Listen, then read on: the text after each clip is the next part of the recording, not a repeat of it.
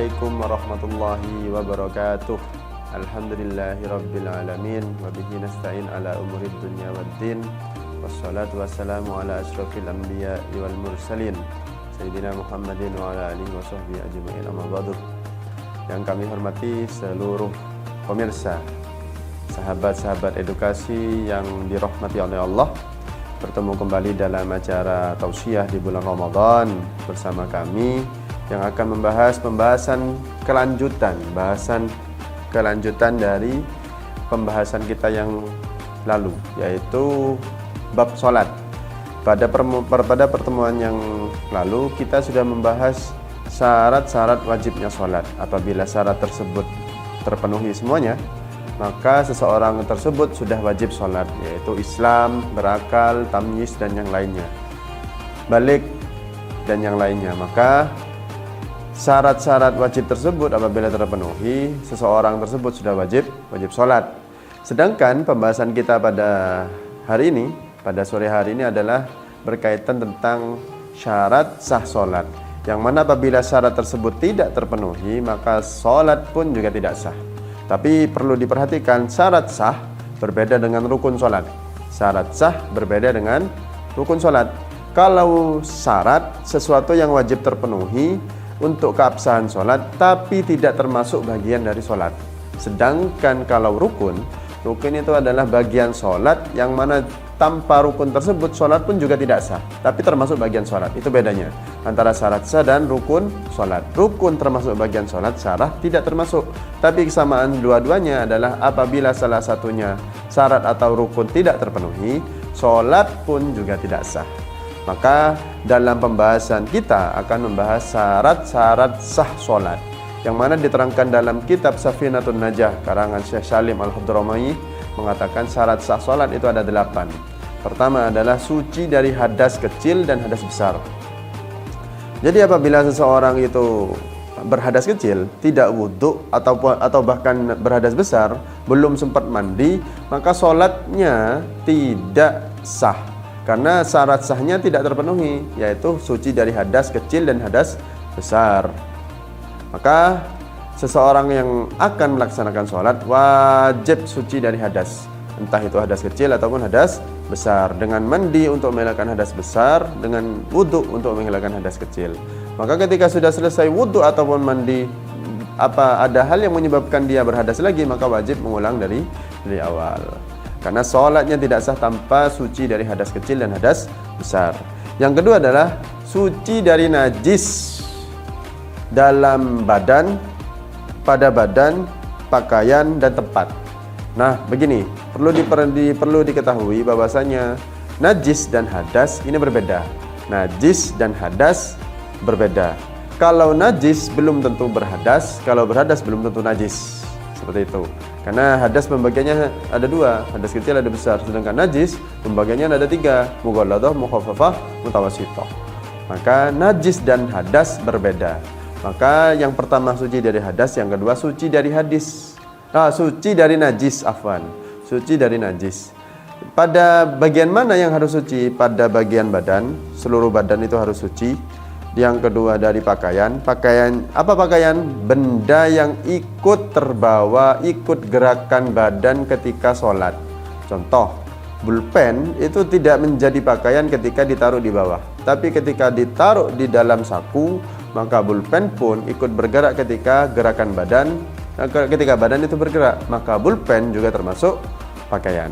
Dompet bukan pakaian ketika ditaruh, tapi ketika ditaruh di dalam saku celana, maka jadi pakaian. Jadi umpama seluruh baju dan celana kita ataupun sarung kita suci semuanya, tapi ternyata kita bawa pulpen, ternyata pulpen tadi itu najis, kita taruh dalam saku yang terbawa gerakan sholat, maka pulpen tersebut juga termasuk pakaian. Maka sholatnya tidak sah. Karena apa? Karena najis pen tadi. Padahal pen kalau ditaruh bukan pakaian, tapi kalau ditaruh di saku dan ikut gerakan badan ketika sholat, maka menjadi pakaian. Dalam tempatnya juga harus suci dari najis, tidak ada hal-hal yang najis, tidak ada kotoran cicak, tidak ada kencing, tidak ada kencing hewan dan yang lainnya, itu wajib tempatnya harus suci.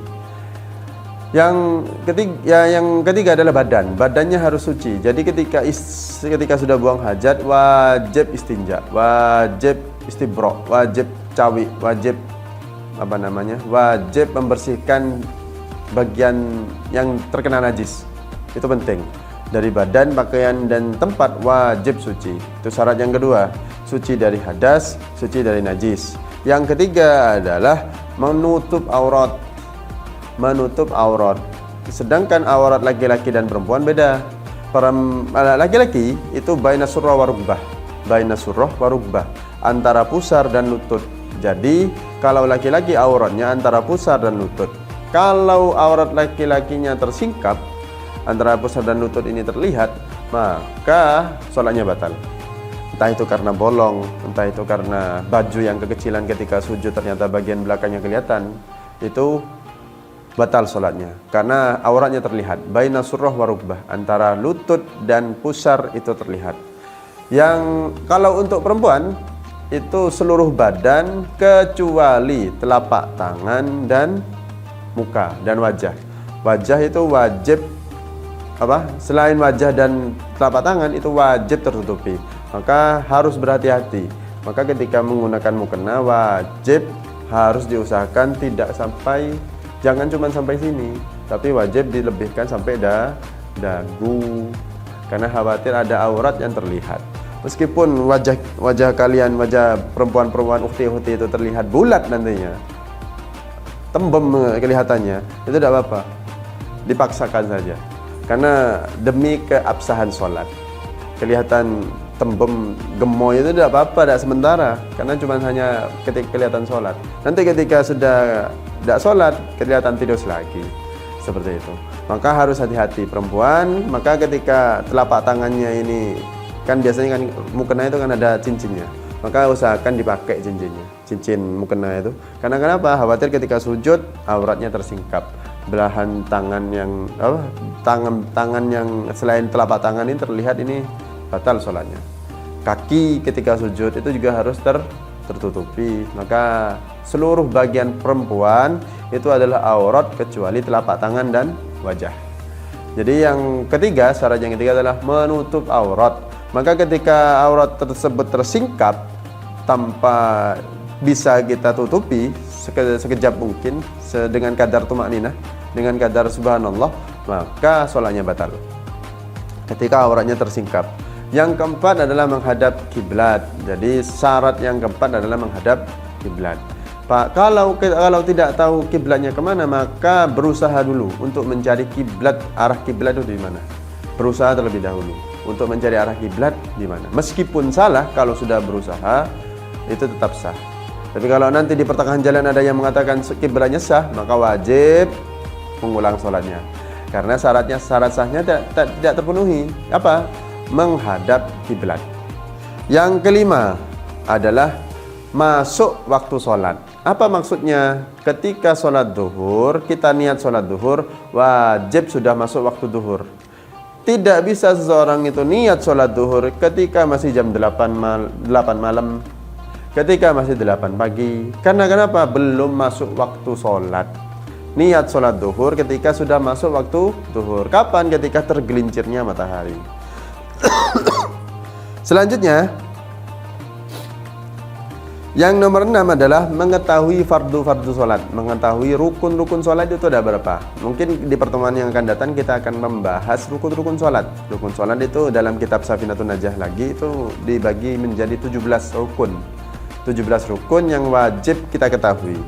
Yang nomor 7 adalah tidak boleh meyakini salah satu rukun sholat sebagai sunnah sholat. Contoh, Al-Fatihah. Al-Fatihah kan rukun sholat. Takbiratul Ihram adalah rukun sholat. Kita menganggap Takbiratul Ihram dan Al-Fatihah sebagai sunnah sholat. Maka jangan, ini sudah batal. Menganggapnya pun sudah batal. Karena kenapa? Tidak memenuhi syarat sahnya sholat. Apa salah satunya? Adalah tidak menganggap salah satu rukun sholat sebagai sunnah sholat. Yang terakhir adalah meninggalkan hal-hal yang membatalkan sholat, meninggalkan hal-hal yang sekiranya membatalkan sholat, berbicara 1 huruf 2 huruf yang diketahui, makan dengan sengaja, bergerak 3 kali berturut-turut, dan yang lainnya. Ini harus dihindari karena termasuk syarat-syarat sah sholat. Maka ketika syarat-syarat sah sholat tadi terpenuhi dan rukun-rukunnya semua sudah terpenuhi juga, maka sholat dianggap sudah sah. Maka sebaliknya, ketika syarat sahnya kurang satu atau terhilang atau terlanggar satu, antara apa saja, bisa tersingkap auratnya, kejatuhan najis dan yang lainnya, maka sholat dianggap tidak sah karena syarat-syarat sah sholat sudah tidak terpenuhi. Maka ini adalah syarat-syarat sah sholat yang wajib kita perhatikan. Jadi jangan cuman kita semangat beribadah, karena setiap ibadah itu juga butuh ilmu. Maka beribadahlah dengan kadar ilmu yang mumpuni. Jangan hanya fokus untuk ibadah, semangat ibadah saja tanpa adanya ilmu di belakangnya. Karena naumu alim khairu min ibadatul jahil. Naumnya, tidurnya orang yang berakal, orang yang alim, orang yang pintar lebih baik daripada ibadahnya orang yang jahil. Karena orang jahil ibadahnya belum tentu sah. Seperti itu. Mungkin hanya itu saja yang bisa kami sampaikan. Apabila terdapat kesalahan kata, kami mohon maaf. Wabillahi taufiq wal hidayah. Waridha wal inayah. Wassalamualaikum warahmatullahi wabarakatuh.